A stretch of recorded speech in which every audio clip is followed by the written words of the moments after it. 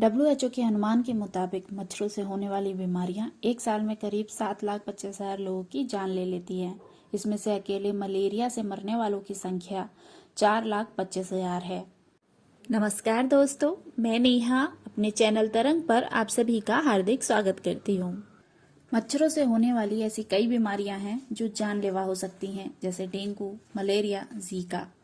उदाहरण के लिए ब्राजील की एक महिला जब प्रेग्नेंट थी, उस वक्त उन्हें एक मच्छर ने काटा और कुछ महीने बाद उन्होंने एक बच्चे को जन्म दिया। जन्म होने पर पता चला कि वो बच्चा पैदाइशी माइक्रोसेफली बीमारी से ग्रसित है। इसकी वजह मच्छर के जरिए खून में आए वायरस को माना गया। जांच करने पर ब्राजील में ऐसे हजारों मामले मिले। इसके बाद WHO ने इसे ग्लोबल इमरजेंसी करार दे दिया। मच्छर आज भी कई बीमारियों की वजह हैं, जो ज्यादातर जानलेवा होती हैं। धरती पर 3,500 से भी ज्यादा प्रकार के मच्छरों की प्रजातियां मौजूद हैं और एक मच्छर अपने वजन से 3 गुना ज्यादा खून चूस सकते हैं। एक मादा मच्छर एक बार में 300 अंडे तक दे सकती है और अपने पूरे जीवन में 500 अंडे तक दे सकती है। नर मच्छर 10 दिन और मादा मच्छर 6 से 8 हफ्ते तक जिंदा रहती है। अफ्रीका, न्यूजीलैंड और ऑस्ट्रेलिया में मच्छरों को मोजेस कहा जाता है। मच्छर उन लोगों की तरफ जल्दी और ज्यादा आकर्षित होते हैं जिन्होंने गहरे रंग के कपड़े पहने हों। मच्छरों की दृष्टि क्षमता कमजोर होती है, इसलिए वे गहरे रंग के कपड़े पहने लोगों को आसानी से देख पाते हैं। क्या आप जानते हैं, नर मच्छर कभी नहीं काटते। लोगों को हमेशा मादा मच्छर ही काटती है। ऐसा इसलिए क्योंकि मादा मच्छर को अंडों के विकास के लिए प्रोटीन की आवश्यकता होती है और वो उसे इंसानों के खून से मिलता है। कई वर्षों से मच्छरों पर अध्ययन चल रहा है। अफ्रीकन वैज्ञानिक मानते हैं कि अगर मच्छरों के बारे में हमारे पास जानकारी होगी तो मच्छरों पर काबू पाना हम सीख सकते हैं। कई सवाल ऐसे हैं जो चक्कर में डाल देते हैं, जैसे कि जिन जगहों पर पानी नहीं होता, मच्छर वहां कैसे जीवित रह सकते हैं, क्योंकि अंडों, लार्वा और प्यूपा को पानी की जरूरत होती है और बिना पानी के वह जीवित कुछ दिन ही रह सकते हैं। साधारणतया ये माना जाता है कि अगर पानी ना हो तो मच्छर बहुत तेजी से खत्म हो जाएंगे, परंतु बारिश होते ही वह बहुत तेजी से पनपने लगते हैं। मच्छरों को ढूंढना, देख पाना और मार डालना आप जितना सोच सकते हैं उससे कहीं ज्यादा मुश्किल है।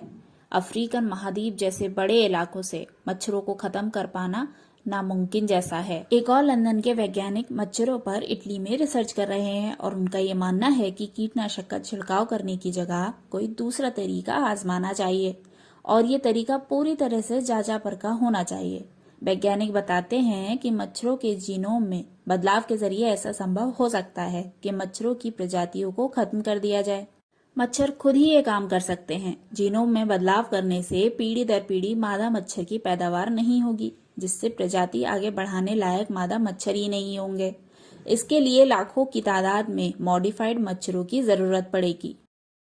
जब बीमारियों से ग्रसित मच्छर खत्म हो जाएं, तो दोबारा से मच्छरों के पैदा होने की सामान्य प्रक्रिया शुरू की जा सकती है, परंतु क्या ये संभव हो पाएगा?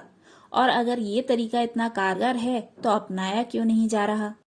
कुछ वैज्ञानिकों का यह मत है कि कुछ मच्छर काटते नहीं हैं, न ही जानवरों को और न ही इंसानों को। मच्छर इकोसिस्टम का स्रोत हैं और दूसरे जीवों का भोजन है, जैसे कि चिड़िया, चमगादड़, मकड़ी आदि वयस्क मच्छरों को खाते हैं।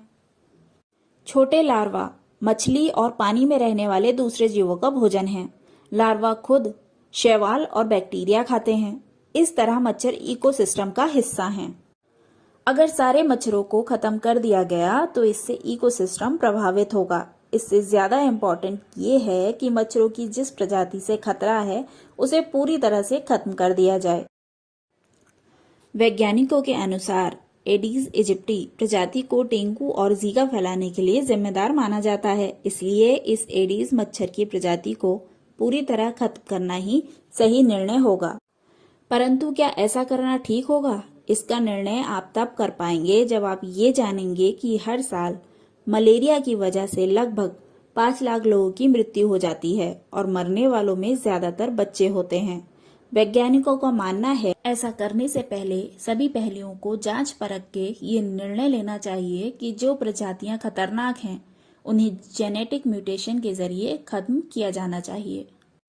तो दोस्तों, ये जानकारी अगर आपको पसंद आई हो तो मेरे चैनल को सब्सक्राइब कीजिए, मेरे वीडियो को शेयर कीजिए, लाइक कीजिए और आगे आने वाले वीडियो के नोटिफिकेशंस आपको मिलते रहें, इसके लिए बेल आइकन के बटन को दबाना मत भूलिए।